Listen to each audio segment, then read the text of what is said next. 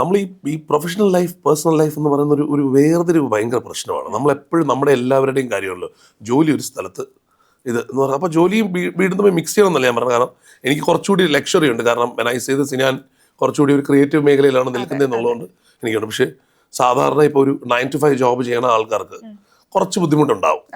ഞാനും ഒരു 9 to 5 job അല്ലെങ്കിലും ഞാനൊരു സ്റ്റേഷൻ ഹെഡ് ചെയ്യാണ് അവിടെ. പ്രോഗ്രാം ഹെഡാണ് ഇവിടെ ഹിറ്റ് 9.7 FM ലൈബ്രറിയിൽ. അപ്പോൾ I to have a responsibility to the office. പക്ഷേ ആ സാധനവും ഇതൊക്കെ നമുക്ക് കൊടുക്കുന്ന പ്രയോറിറ്റീസ് ഇതായാൽ മതി.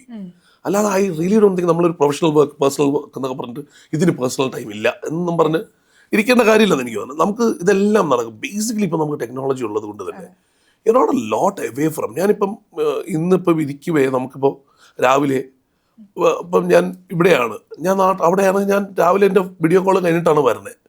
ഇപ്പം എനിക്കറിയാം ഞാൻ എന്തായിരുന്നാലും വിളിച്ചിരിക്കും. എനിക്ക് തിരക്കാണെങ്കിൽ വിളിച്ചിട്ടില്ലെങ്കിലും അവർക്ക് മനസ്സിലാവും